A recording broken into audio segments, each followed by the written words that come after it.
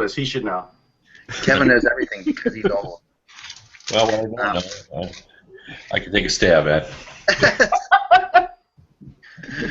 So, as they say, if we don't know the answer, we'll know how to fake it.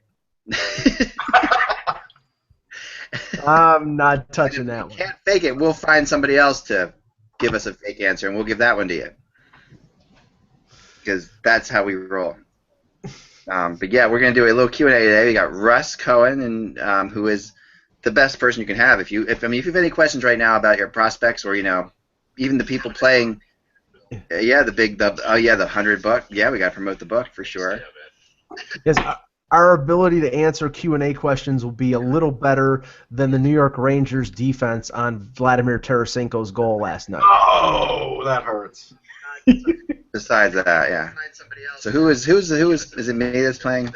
I think so. That's you. Nope. Somebody else has a window open. Somebody has a browser. It's not me. All right, let me check. Yep. It has the YouTube browser. I can finally hear how entertaining I am. Yeah, mine are all closed. All right, All that's all. right, somebody's got one open. Why don't you alternate? Why don't you mute? Or maybe it's me. Hold on, it might be me. Hold on. Is it gone? It was me. I'm sorry. Jeez. The embarrassment. I can't be held responsible for anything I'm doing right now. Except for my hair, which, what the hell is going on there? Anyway, yeah, Well, so yeah. thanks for all the... You have the most of the four of us, X, so... I got the hair-wise, I'm okay. But everything else on me hurts like a mother. But anyway, let's here's Josh, speaking of. See, Others? He said that, Josh, not me. Yes. Yes, this isn't the Hockey Buzzcast. This is the Buzzcast of the follically challenged. Right. I know. It's Google Plus. It slowly eliminates your hair. Yes. Hair Club for Men. That's what this is. Google All right, Plus let's is get going radioactive. here. Josh will jump in when you can, Josh. We're going to start the show. You ready, Joshy? Yeah, Google Plus is radioactive, and I'm not talking about the song by The Firm. Yeah. Ooh, you're old. Wow. Excuse me, it's Paul Rogers and Jimmy Page. It's not like I'm Methuselah or something. No. Methuselah. It's one of those bands that was put together when other bands were no longer existing that were around for 40 years. Right. It was the scrap heap of Bad Company and Led Zeppelin, and So taking two bands that had been around for so long they couldn't possibly do anything else, got together and did other things together. Which I think they were on the same record label. Actually, I think they were both on Swan Song. Oh, so I wonder if this was really just like a way of getting out of their deals. Like they could have been something that like they actually had to do one more album, and they're like, okay, we'll do it together. And they were the only two sober ones. I think that's the reason. How about Taylor Swift pulling off all of her music off Spotify? You see that? Well, if you remember, Jimmy Page, he went from every other singer. He went to David Coverdale did an album with him. He went to Paul Rogers, did an album with him. It was like he was doing an album with every guy who was close to or reminiscent of Robert Plant. Maybe he it was did just with the members of Yes too, but it never came out. But he actually worked with them too. Oh, he did. Oh, yeah, wow. with Chris Squire and with a few of them. Oh, you went to anybody with a working money with a valid money order at the time. Russ, I'd actually like to hear that. That would be interesting. All right, we got lots of questions. We got to start the show. All right, let's start the show. Okay, I will announce it. We'll go the order of Mike, and then we'll do Russ, and then Kevin, and then Josh. Yeah, we'll do the progressive rock buzzcast some other time. Okay. Absolutely. All right, it's the 4th. Tuesday, November 4th, Election Day. Oh my gosh, that's right. Yes. I've elected to be with you folks. And I'm fully preparing tonight for my election night tradition, which is getting myself a nice big buffalo pizza and watching the election results. With, of course, tonight, since the Leafs and the Arizona Coyotes on, I'll have one on picture-in-picture and the other one in full picture. The question is, what would be more exciting, the Leafs Coyotes, or the midterm elections? Like, which has more interest? Which will have more viewers? The election. I know it'll be exciting if it goes a certain way, but I won't reveal my political affiliations. Yeah, we don't want to do that. I get in trouble. But 15% of the people, only 15% care about this midterm election, which is pretty interesting. Okay, Tuesday, November 4th. All right, Tuesday, November 4th. Yes, election day. Hey, hockey world! It's Tuesday, November 4th, 2014. I'm Michael Agello. I'm Russ Cohen. Vote for me. I'm Kevin Allen of USA Today. I'm Josh Rimmer. And I am Eklund, and you're watching the HockeyBuzzCast on HockeyBuzz.com. We're coming to you on Election Day here in the States, as you like to call it up north, the States. And we are, we're bringing this show to you. We have Russ Cohen on today and we've got Kevin, we've got Josh, and we've got Mike. So if you have a question about a prospect, that's definitely Russ's. You cannot beat Russ. Russ knows everything right down to the mites on ice people in every franchise. He knows something about the Ice Girls. He knows the difference between the little flyers and the mini flyers. Right? There's a difference, I'm told. If you have a question on the Maple Leafs or progressive rock, I've got Mike Agello sitting in. He can help you with anything, or Sarah McLaughlin, actually. He can help you with anything about that, too. Yes, I can tell you if David Clarkson likes Trick of the Tail. Oh, okay. Right. And so if your last name is Courtnall, you might not want to call. And then we got Kevin Allen. He can answer anything going back to the 30s when he started watching. Wow. Pretty much. Wow. So we can ask you Benny Goodman questions. There you go. And anything American hockey based at all. I mean, Kevin is the expert. We've got some of the biggest experts in the field today. And then there's Josh. If you have a question for anything else. Nah, I'm just kidding. Josh can answer all kinds of questions, most of which we can't talk about on the show. Josh knows relationships between porn stars and defensemen and all sorts of things. So if you have any, that's all we'll say about that. All right, so let's go right to the questions because we have a lot of them, and we have some in our own chat room too. So I'd like to go to them too. So the way you can get questions on here is you can ask in the chat room. You can ask in my comment thread. We already have, we're gonna get as many as we can here. Okay, so going past the obvious obnoxious questions, we'll go with that. All right, I'm gonna throw this out. I'm gonna throw this one out to Kevin and Russ. What do you think the asking price for Jeff Petrie would be from Edmonton, and are the Red Wings still in on him in any way? This comes from Digital Bath, which is never a good idea. I'll let Kev go. So Kev, go first. What do you think the asking price would be for Jeff Petrie? Well, I'm sure they're trying to get back, a prospect in return for him, you could start off by asking as a first-round pick because defensemen are hard to come by, but I don't think they'd be able to get that. I think you could get a second-round pick or a prospect, and I think the Red Wings would be interested. I mean, I mentioned before, in addition to the fact that he has plenty of NHL experience and he's a two-way guy, and he would fit pretty well with the Red Wings. His father, of course, was Dan Petrie, who is well known in the area as a former Detroit Tigers pitcher. So I haven't spoken to the Red Wings about Petrie, but I would think they would be interested in that at the right price. Yeah, I agree with Kevin as far as no higher than a second, and I would think a prospect that maybe is close, someone like a Timu Pulkkinen. I don't think you can get anything like an Anthony Mantha. So if that helps. Yeah, or Dylan Larkin. You're not going to get. Right. You're not getting that. Yeah, you're not getting a premium prospect, and you're not getting a first-round pick in 2015. No. Okay, here, that's good. All right, next up, is William Nylander. Russ, you can maybe help me with this one too, because this is a prospect question here. Is William Nylander going to be a center or a winger in your opinion in the NHL? I think they're going to make him a center. I think that's why they want him to get stronger. You saw he could do most everything in the game except he wasn't good on faceoffs and he was just a little bit off physically. And at the end of the day, it's kind of funny. I always laugh about this at the draft, and even Kevin can probably agree with this. When you look at guys before the draft, a lot of times it'll say center and winger, and then like a week or a month before the draft, when everything's sort of finalized, everybody's turned into a center. Yeah. Well, and I think that it speaks to the shortage of centers around the National Hockey League. You look at the Caps this year. Barry Trotz converted both Berehowski and Kuznetsov into full-time setters as opposed to moving them around a little bit to fit the team. And I think it really just speaks to the fact that everybody's there's a real shortage of centers around the National Hockey League. Yeah, and the Leafs use Nylander on the wing exclusively at the rookie tournament in London and during training camp.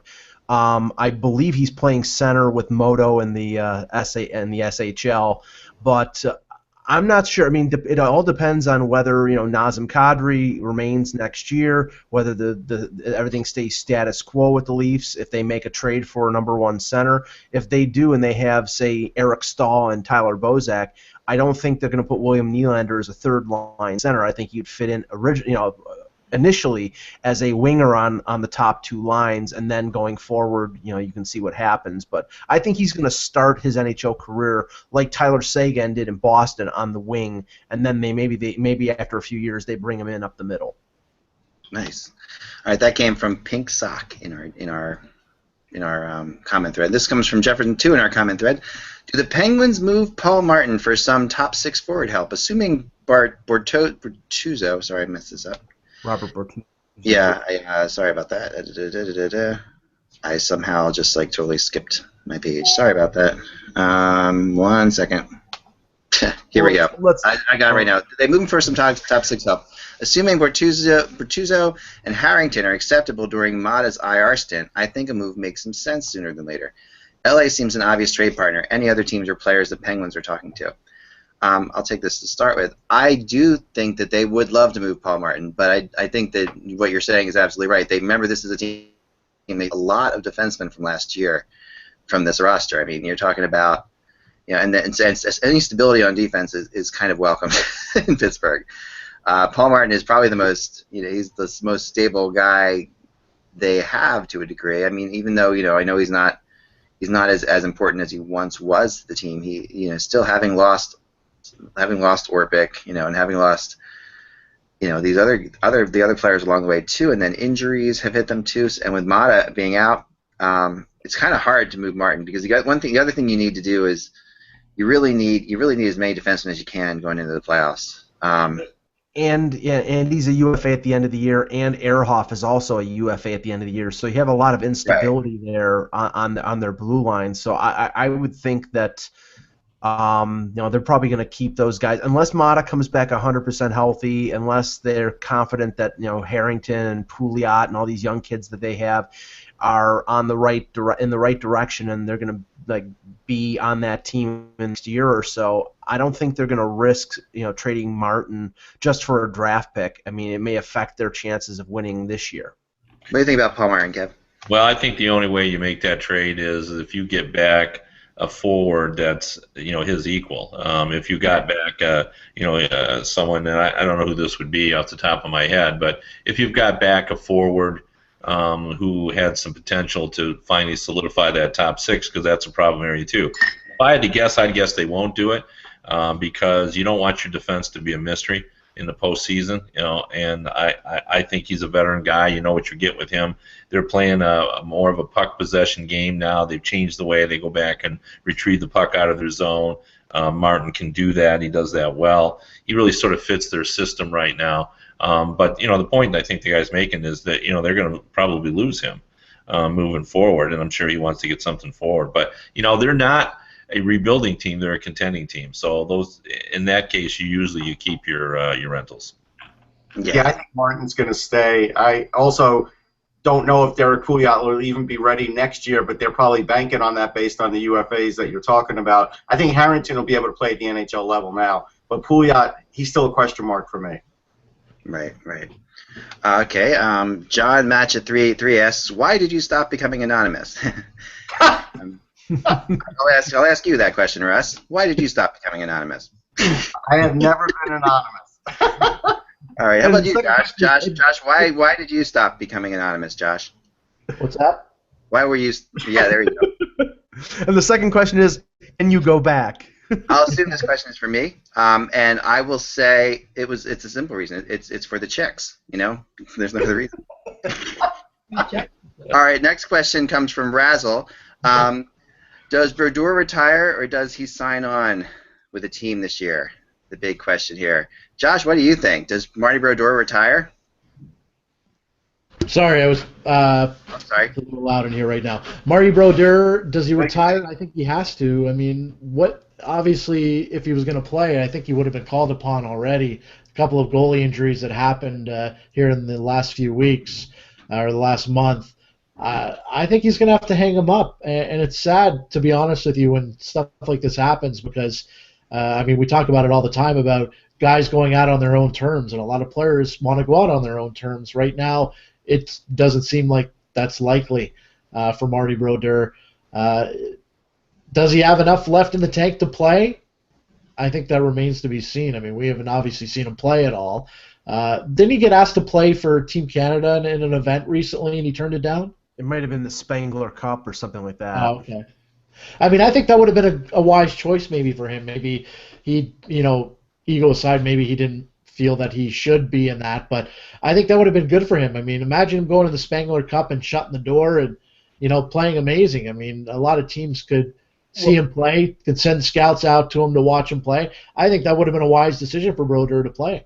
Well, Curtis Joseph did that a few years ago. I think he went to the Spangler Cup after his stint in, I think it was in Phoenix, and then he got signed on as a backup in Calgary. But I think that the thing is here, I don't think, as much as he's saying right now that he's content with being a backup, I think that the fear from some NHL teams out there is that Marty Brodeur, if he gets signed, he wants to be the starter, and if he's not going to be the starter, he's going to be a disruptive force. So I said at the beginning of the year I didn't think he was going to get on with anybody, and he was probably going to retire, and I'm sticking with that. I think Brodeur is holding on. What's the latest he could sign with the team? The trade deadline, right? The trade deadline's it? Yeah. Yeah, I think so. He's a UFA, so yeah. So if he doesn't sign by the trade deadline, he can't sign anywhere. Is that right? Correct. Well, he could sign, but he wouldn't be able to play in the playoffs, that's all. Right. So the trade deadline for the playoffs, because this is what Marty Turco signed and couldn't play in the playoffs because he didn't play enough games, right? Right. Right. So I mean, I honestly don't think Marty has any hurry to do this. I think he's looking for the perfect situation where he will retire. I think that's probably where he's at. He's probably sitting there saying, okay, if Lundqvist goes down, all right, I'll do that. If Mason goes down, I'll do that. But I think there's only a few places. I don't see him going to a team in the West where he'd have to travel a lot and all that stuff. I think he wants to go to a team nearby. I mean, there's enough teams right around, within like a couple hundred miles of Marty Brodeur's house for him to play on, if you had to. Yeah, I mean, there's really no answer to this question because, there's no plan in place. He's just waiting to see what happens, and, he hasn't had any luck. I mean, you look at what we talked about before, the Minnesota Wild's goaltending has solidified. It wasn't a problem. Fleury's been good in Pittsburgh. All the places where we thought, well, maybe there was a shot, those doors have closed. So it would take a catastrophic injury. Some goalie being out 2 weeks is not going to prompt someone to sign Brodeur. It would have to be someone who's gone for the season. And I don't think the longer it goes, the less likely he is to play. I don't see anybody signing him in February if he hasn't played. Usually what happens in these cases, it's early in the season. The team gets an injury or they don't like their goaltending. So. I'm sure he'll contend either way, but it seems less likely now than it did at the start of the season. Yeah, I'm with you on that one. I'm with you on that one for sure. And it really, at this point, I mean, it kind of reminds me of Kev. You turned me onto the show called Puck last year. So I never forgot to tell you. We watched all of it religiously. We loved it. It was really amazing. Have you guys seen the show called Puck? No. It's not called Puck. It's actually. It's not called Puck. What's it called? It's called. Episodes. Yeah, episodes, right? Episodes. Oh. Called Episodes. It's it's got Joey from Friends, right? Yeah, I've seen a couple shows. Okay. Yeah. Well, there's but he plays himself in this, and he does a phenomenal job in this thing about playing himself. I'm sure he's not this big of a jerk in real life, or else he wouldn't be able to do what he does. But he actually plays himself. Okay. He's playing like a struggling actor. And there's one episode why I bring this up is there's one episode where towards the end of the last season where he gets an audition, but he actually has to try out for a part, and he's like, I'm Joey. I'm not trying out for a part. They know who I am. I'm not going to go try out for it. To me, that's Marty Brodeur at the Spengler Cup. He's like, I'm not going to play in the friggin' Spengler Cup. I'm Marty Brodeur. So I don't see any benefit of Marty Brodeur going to the Spengler Cup. I think all he can do is go there and not look good. Right now, he's still Marty Brodeur in people's heads, and that's not, as people were ripping him last year. He wasn't that terrible. That team was not good in front of him. So it's more for reassurance, Zach. It's also more for the fact that if he looks rusty or it's to disprove the negative. If he's over the hill and he plays like crap in the Spengler Cup, then nobody's interested. If he stands on his head, then he's Marty Brodeur, and then there should be interest. So I think it benefits him because right now he's not getting any bites. Right. Well, Marty likes to eat too, right? We don't know if he's in shape. Right. Marty likes to eat. That's the name of his biography someday. You have to write that one. All right, next question. Next question. Okay. This one I'm going to give to Russ. Okay. This comes from Scott Q32. Will Joel Arnia and Grigo ever make the NHL in your mind? Grigorenko, you mean? Yeah. Yeah. Okay. I believe Grigorenko will, but I think he's really being misused in Buffalo. I think it was terrible when he had to walk into a bad situation and they didn't room him with anybody who was of Russian descent, and they just sort of bungled that whole thing. I think he'll eventually get there, or maybe he'll be a draft day trade and do well for somebody else. Joel Armia is really close. I think he is going to be there next year. I just think they're not in a rush to bring anybody else up because they know they're awful. And even though sometimes you want to get a prospect's feet wet, other times you don't want them to be in a horrible situation where not learn anything and take a step back. Yeah, I saw both these guys on Saturday against the Marlies, and Armia and Grigorenko are near the top of the Amerks scoring lead right now. And I think right now that the Sabres organization wants to insulate them from playing in the NHL and playing for a really bad team. So and they're going to keep a lot of their prospects down in Rochester, and I think make a concerted run for the Calder Cup. So I think both of them will eventually make the Sabres because there's a lot of room for young forwards with offensive ability, and both of them have that. So I think eventually both of them will be with the Sabres. Okay, I like that one. All right.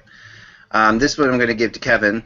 This is from Straight to the Point in our chat room, in our comments thread. Who is the best player ever to wear number 15? Kevin, you're on. I'm terrible on numbers. The best one. All right, Eddie, we go up to anyone, but I think you've got to come up with one. Number 15. That is a number. That is a weird number when you think about it. That's a really weird number. It's a good number to throw out in this question because, there are some. I'm gonna have to think about that one because it's not coming to me.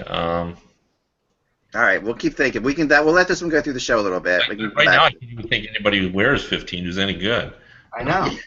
Right now, I know.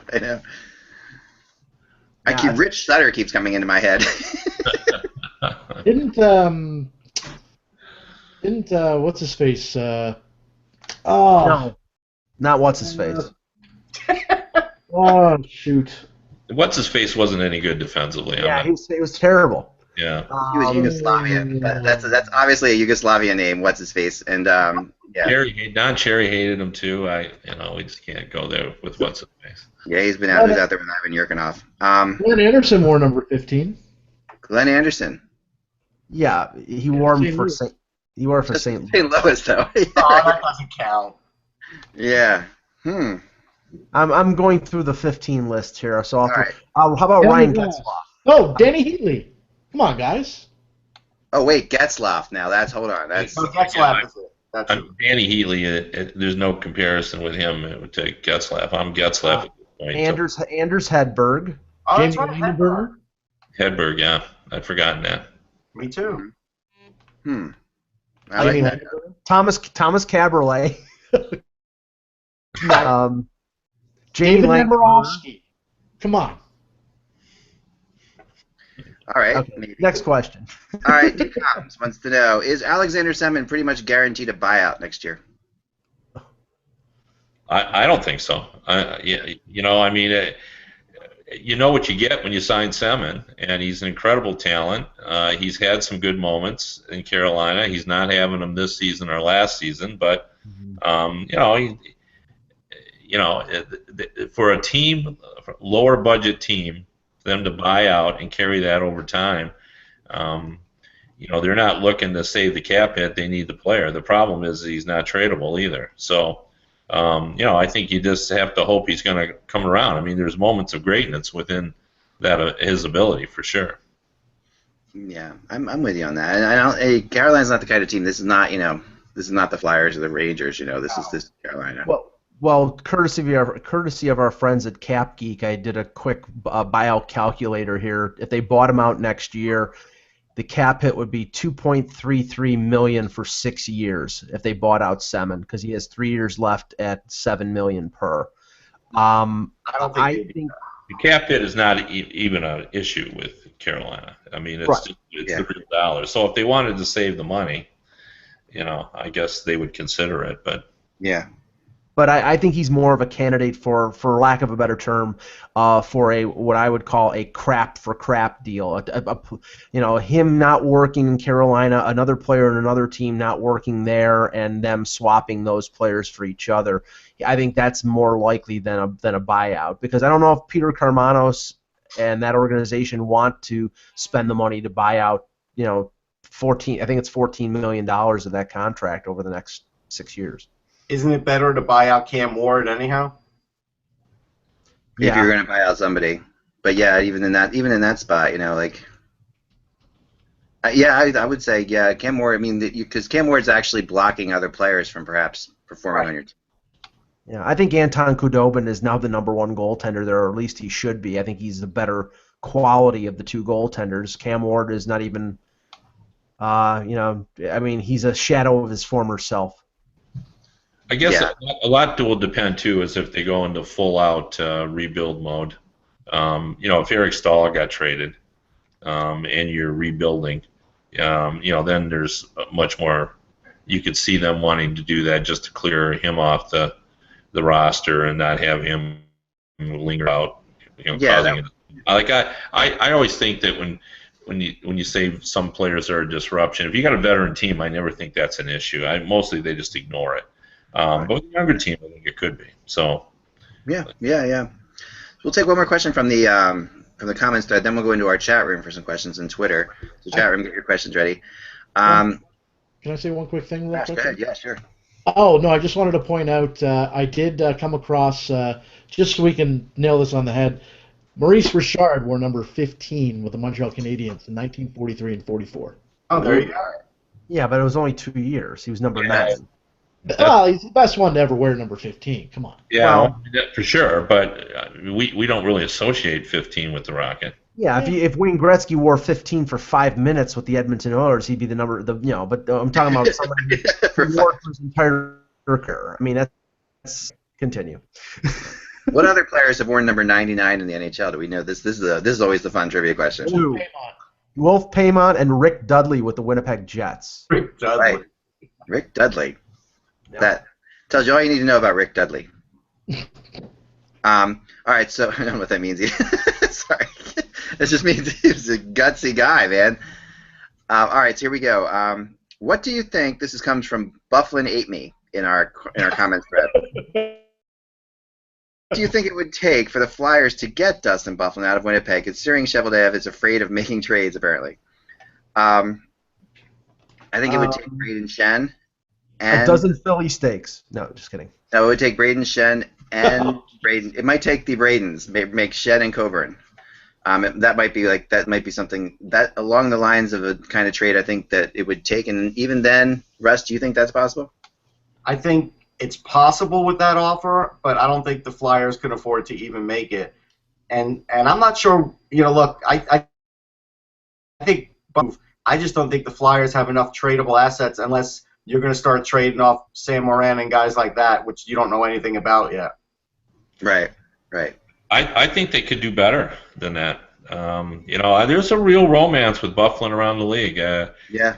I've told that story before, but when I was watching the U.S. Olympic process and hearing Dan Bowsman, his coaching staff, talk about his potential and the big shot, and to hear it coming from a coach, like it really had an impression on me. And then it also came out there that he's very popular with his teammates. Like we tend to think of him as a guy that makes a lot of defensive mistakes, and coaches certainly know that as well. But people are intrigued with that shot and what he could do, and for a team that's starving for offense, he can create a lot from back there. So I think if you put him at auction, okay, a better term, I think he can do better than Braden Shen and Colbert. Now he would do better. I agree. That's why I was saying I don't think the Flyers have enough. So I agree with you.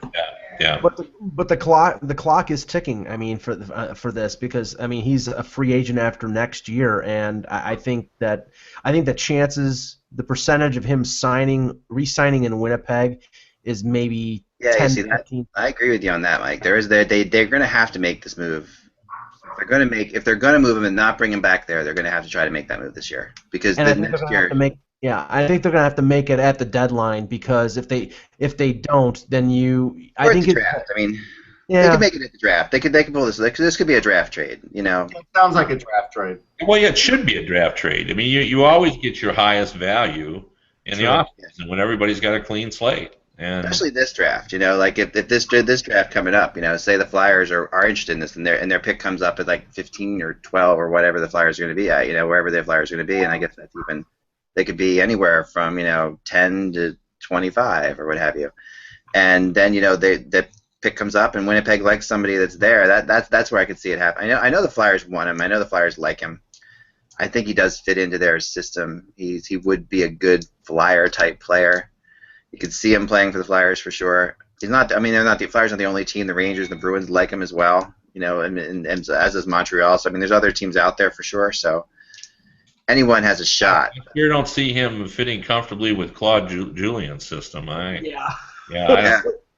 don't see that. Wow. I don't see him playing for Terrion either. In Montreal, I see him. Yeah, but the first time Montreal picked up a player that that wouldn't play well with Terrion. I mean, they tend to I'm not convinced that the GM and the coach are working in tandem there all the time. They sort of make their own moves. It depends. I mean, it depends on what they're. I agree with you in Boston, but I have heard Boston's interested in them before. So maybe that's just because Boston's been interested in everybody at times too. So. Is Tyler Myers? This comes from another. Is Tyler Myers really? I'm sorry. I just got this. I want to make sure I say this the right way. This is a good question here. It was just basically the question is, do we believe that Tyler Myers is actually going to get traded this year? I'll throw that to Kev first. Well, I don't think it'll happen during the season. I think, again, that's the type of trade, if you're going to make it, you make it in the off season. Trying to fit him into, you're going to want back prospects and draft picks. Teams aren't going to be able to do that because they'll have to add his salary to their roster, and all the teams that want him, are going to be able to. So I would say no, it'll happen. If it's going to happen, it'll happen in the off season, and they want a lot for him. I mean, we've heard for the Red Wings in Detroit here, Anthony Mantha, then they moved off of that and wanted Dylan Larkin, and neither of those two players are going to be included in the deal for Tyler Myers. Okay, there's a good question from Jim Thorburn in our chat room. Who would have the higher asking price, Bufflin or Tyler Myers? Bufflin. Yeah, I would say that too, just because of the, as I said, I mean, I call it the romance. Like, it's amazing how intrigued people are about Bufflin.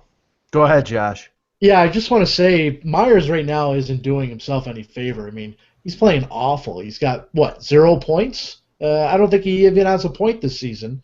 If he wanted to be traded, you'd think he'd play a little bit better so his value comes up a little bit. Because don't you think teams are going to be saying, hey, what's he doing? He's not doing anything. I think teams will take into consideration the fact that he's playing with a supporting cast that's not exactly top notch right now, and they're in a situation where 0 points, Mike. 0. I know, but I'm saying, he's not scoring. So yeah, the team's not scoring at all, and he's been playing on the shutdown pairing with Josh Georges, and he's been playing 25 minutes and 20 to 25 minutes a night. So I think he's already established his value.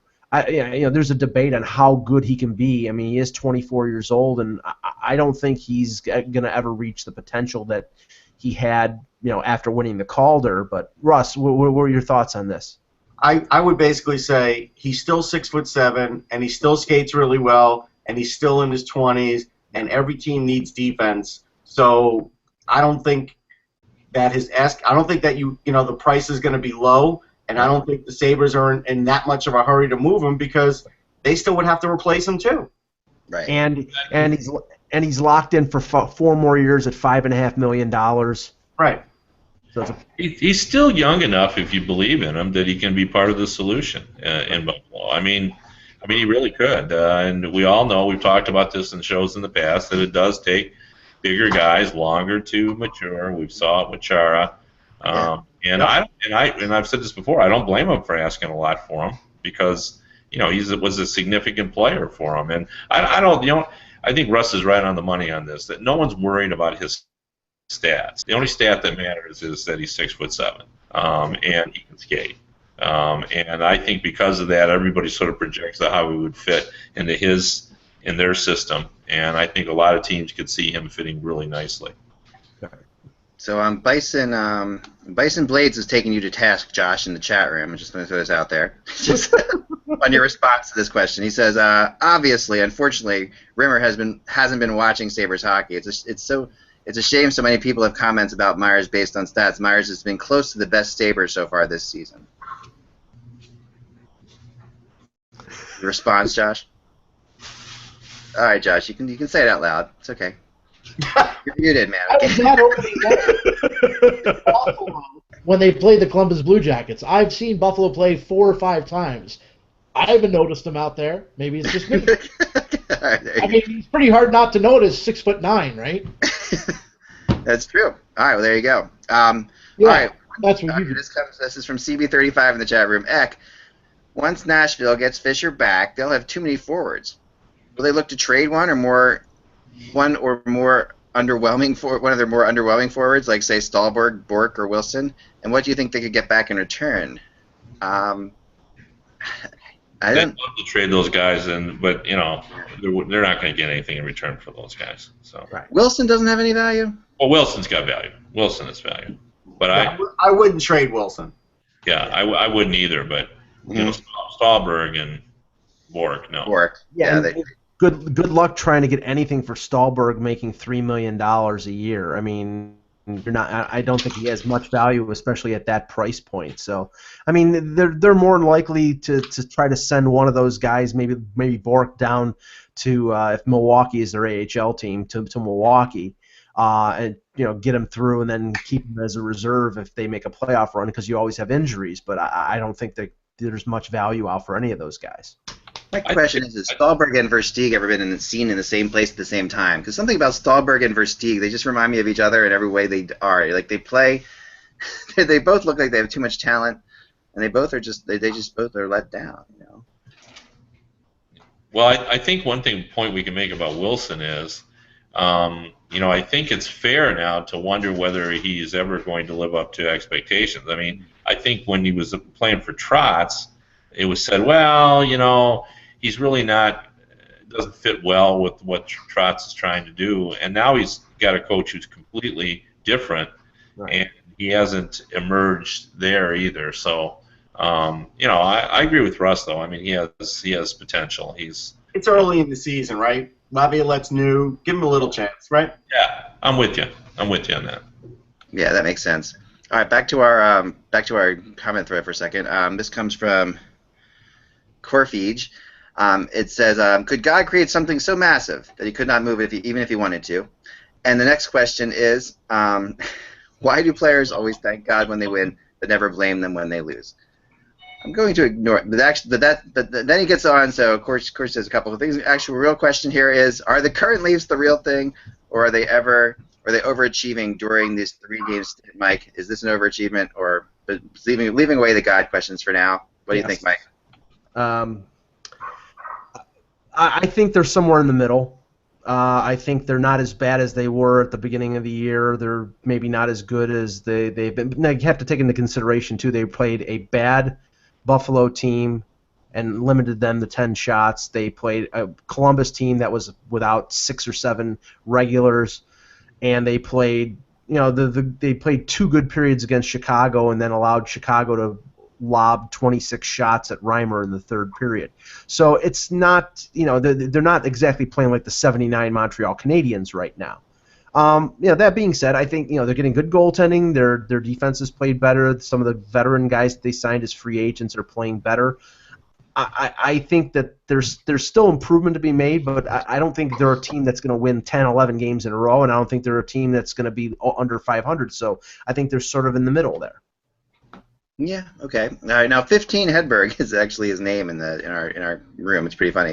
Somehow I missed that completely. Is Sammy Salo enough to get signed by one of these countless teams? Is Sammy Salo healthy enough to get signed by one of these countless teams looking for defensive help? Wait, that's an oxymoron. Sammy Salo is never healthy. Right. Yeah, that's true. Well, you would think if he was, he would be signed because definitely when we've reached the Kolyakovo point, which is is known as the third crust of the center towards the earth. So once we've reached the Kolyakovo point, I think that Sammy Salo, if he's not healthy, if he was at all healthy, would have been signed by now. Mark Fraser, who had a half a good season with Toronto, went to Edmonton last year and showed that he basically couldn't keep up with the NHL any longer. Just signed an AHL contract with New Jersey. Not to cast aspersions against Mark Fraser, but when Mark Fraser is getting signed as a possible backup for the Devils in case they have injuries, the teams are scratching the bottom of the barrel. Yeah. Okay, here's Faithful Flyer S is Akeson on the Flyers. The next Peter Wilson. And does Bobby Clark have any daughters waiting for him? For those who don't realize, Peter White. Peter White is an old Flyer player that was in the minors that made the team, but also married Bobby Clark's daughter, and a lot of people are always controversial, always thought that was why he made the team, Peter White. And so Jason Akeson. What's your thoughts on Akeson, Russ? Well, first thing, we know Peter White did get traded to Utah the minute that he was divorced from Jody. That's true. There's nothing like trading your son-in-law to Utah. Bring him old, bring him young. All right, go ahead. But Akeson, I think, just was plugged into a team that already had momentum. He skates well, so he fit right in. But I did say to people, you really have to pump the brakes on him and see what he looks like starting flat-footed when a season starts. And so now he is a guy that can skate well, but he's not a great offensive player. I think he's a marginal NHL player. Yeah, I think that you're right, but there's something about him that I like. It's something about his game that I do. There is an edge to him that I like. There's a cockiness to his game that I like, and I think that he's known to be a very good friend of Claude Giroux's as well, which I think works against him actually sometimes with the Flyers. But I think that there's something about there is a certain arrogance, and I'm not going to call him. A couple times I've said there's some little bit of Michael Pekka in him, and it's not quite. I'm not going to say he's he's Michael Pekka, but there's something about him that reminds me of Michael Pekka. You see any of that at all, Russ? Or? Maybe at times on certain ships, but the consistency is not there.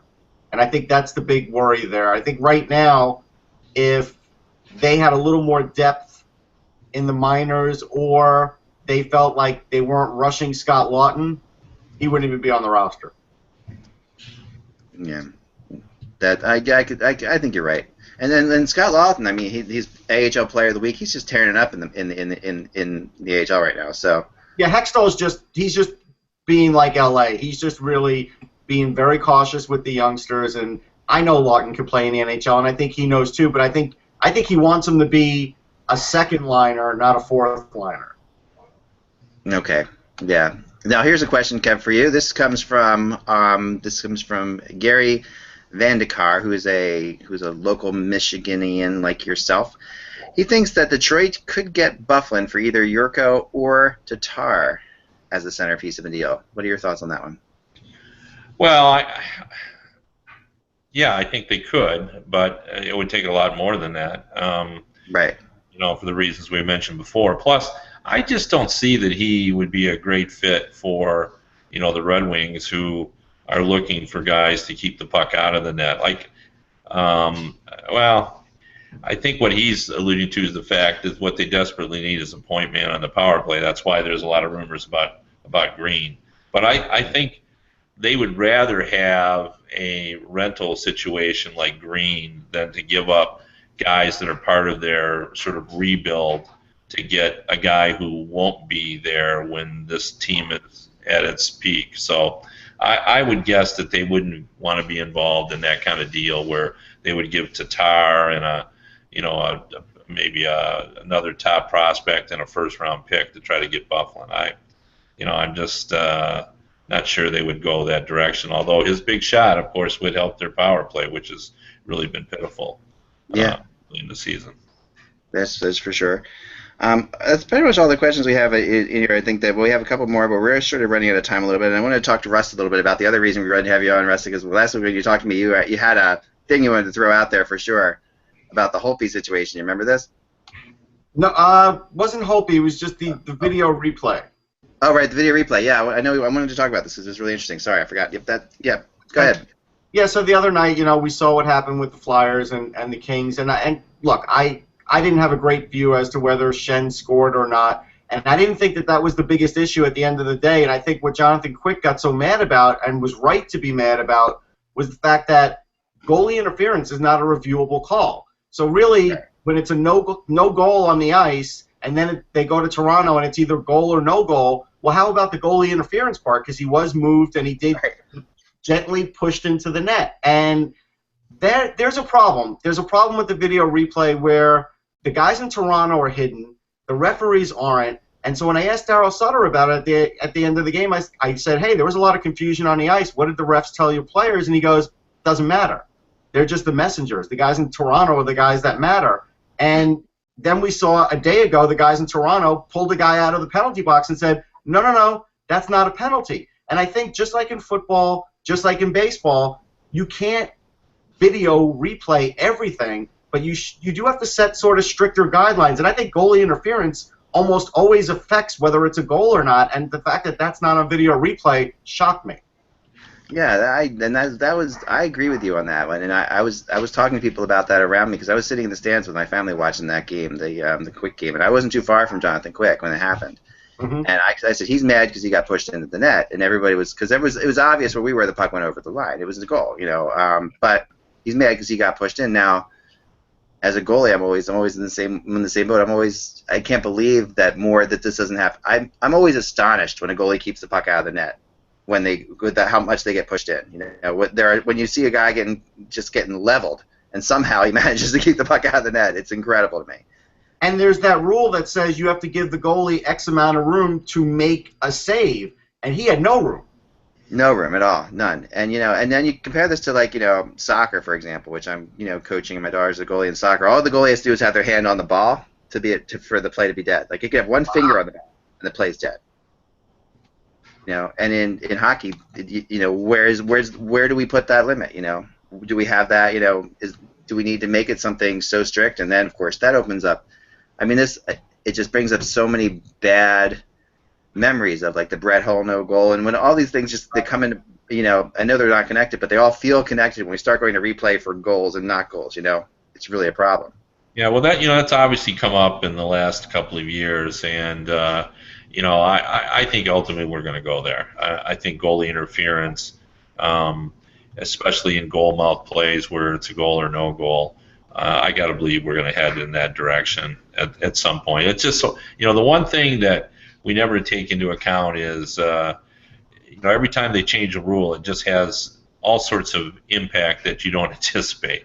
And somehow this, will cause some confusion elsewhere.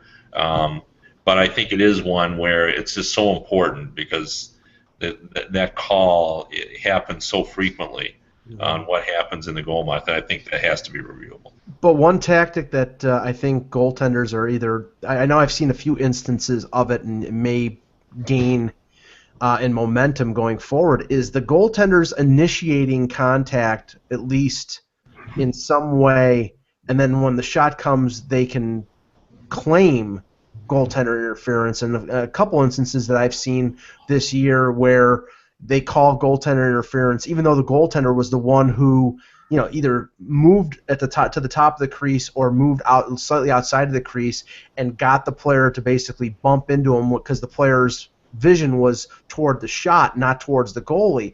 And if they do that, then they're trying to create that situation where, even though the puck goes into the net, they can justify goaltender interference because of some sort of collision. Yeah, I agree. It's hard to ever blame the goalie for this because he's trying to do everything he can to make the save, and he's not trying to hurt anybody, So it's a weird spot. I mean, but I agree with Russ. I think something's got to be done, and I hope Kevin's right that something will get done eventually because it's really, you're looking at something that feels contradictory to itself on the ice, like a situation that just contradicts itself, and that's you can see why Quick was upset. I completely related to him where he was, and it was one of those things. People in the audience or the crowd were just saying, "How could he possibly have even that?" But and that's the other thing. Fans aren't educated to this at all. Like I got to see that, clearly when I'm in the stands there, they don't know what the heck Why could Quick possibly be mad? The puck went over the line. And that was the other part of my article that I did. I did it on Sportsology. Yeah. My other part was, the referees aren't giving good enough explanations. Like in the NFL, we hear these unbelievably detailed explanations. All you heard there was, it's a goal. Okay. That's what he said. It's a goal. Right. No, that was it. I know. One last question, because Ryan Van Hook claims that that our attention is blocked by the mountains and we don't understand things out west. So we're going to talk about a Western thing here. Because we have an NHLer making his debut tonight, so I'm going to go to Russ. Does Bo Horvat, who's making his NHL debut tonight, does Bo Horvat have a real opportunity to stick with the Canucks? Yeah, he does. He's a real greasy player. He can get in the crease. He's got a great wrist shot. He's a very hard-nosed guy. So, yeah, I think he does. And actually, the Canucks are surprisingly good right now, right? And if you add a younger ingredient like that works, I might have to change my tune on saying that they weren't a playoff team preseason to, they have a chance. Yeah, they do. They really have a shot, I think. And when you have the Sedins playing like they are with, that line has just been phenomenal. And who knew that this would be the perfect complement for the Sedins? I've been really impressed by the whole thing. They're looking better than ever, and their cycle in the Sedins is back to where it was 4 or 5 years ago, which is the best cycle in the NHL. I think Horvat is going to get a look from the Canucks, but I wouldn't be surprised. I know he's 19 years old, and I wouldn't be surprised if he gets sent back to London like Max Domi did. If that, because this will be the first game he can play up to 9 games. We saw what the Sabres did with Sam Reinhart, and I know that Ekblad is going to stay with Florida, but they'll give him a look. But I think they would probably opt for the better, safer course if he goes back to the OHL for another year. He's more physical than Reinhart, though. That might be what helps him. Yep. The one caution I would put out about those who are excited about the Canucks and the Flames is to remind yourself what division they're in. Right. Yeah. I mean, either the Canucks or the Flames have no chance of making it. One of them has decent, I guess, would have an okay shot. But if for them to get in, you got to believe that San Jose or LA is not going to be there. And boy, San Jose still got that offensive might, and the Kings are the defending champions. So. They're just trying to do this in a tough division. I don't think we're going to see 5 teams out of the Pacific and 3 out of the Central either. So I think we're going to see 4 and 4. So I think it's going to be hard. And I like Calgary's defense and their goaltending. Ryan Miller's played well, but I think Hiller's been better in Calgary. Yeah, Hiller's been amazing. He absolutely has. Josh, what do you have? Well, I wanted to point out last night again, a hell of a game by Tarasenko. I don't know if you guys were able to see his highlight goal from last night? Did you guys Yeah. see that? Well, I'm going to play it just for those who haven't. This is what happened last night. Rangers have killed 16 in a row. Tarasenko. Tarasenko. Couple of good moves to the net. Yeah, that's crazy. And he scores. And he scores with an unbelievable one-handed tuck-in goal. A highlight reel goal. And the Blues have tied the game on a highlight reel goal. These hands are sick. That's what makes this special. Look at the Someone get those hands some medicine. Those hands are sick. That is sick. This is just absolutely. Okay. That's crazy. Yeah, no, I mean, Tarasenko, I mean, Russ, this was a good game last night. Yeah, it was a great game, and it was a hell of a move. I think the bad part of that was Tarasenko went 16th in the 2010 draft. Every Ranger fan knows it. McElrath went 10th. He was the third guy in that play. He had no lateral movement to even sort of get into the play, and we're going to see that highlight forever, and he looked horrible. Now, look, there's the Russian factor. I'm not going to kill the Rangers for not taking Tarasenko, but I thought they should have taken Cam Fowler. People are sick of me saying it, and Cam Fowler's got probably 100 points already in the NHL. But at the end of the day, that play could get McElrath sent down, and I'm not sure if he's ever going to play in the NHL. Yeah, that's something. That's a real. And if they're sending him down with Boyle out, with Klein injured, with McDonough out for what 3 or 4 weeks, I mean they need this. Yeah. Sorry, Mike. He played just a little over 8 minutes and had 9 penalty minutes. I've never seen that for a defenseman. Jeez. That's true. So Russ, before we go, you do have a book out, which we want to talk about. Yeah, so let's tell everybody about it. Fans should know it just got released November 1st. This is the back cover, and the title is again. Let's.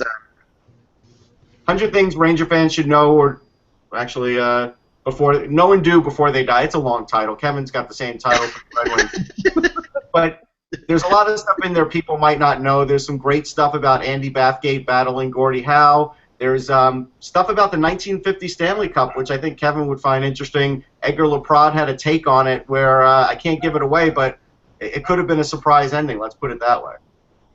Nice, awesome. Well, you will definitely. I'll put a link up to this for everybody to check out. It's everything Russ has done and everything. Kevin's done too, book-wise. Just phenomenal stuff. So we need to do a Kevin. We need to do a day on your Chelios book too, Kevin, very soon. All right, sounds good. Awesome. All right, so guys, we'll talk soon. Enjoy the games tonight. Thanks so much for all the questions. This was a fun show. We'll do this again. And remember, without the buzz, it is just hockey. Talk to you soon.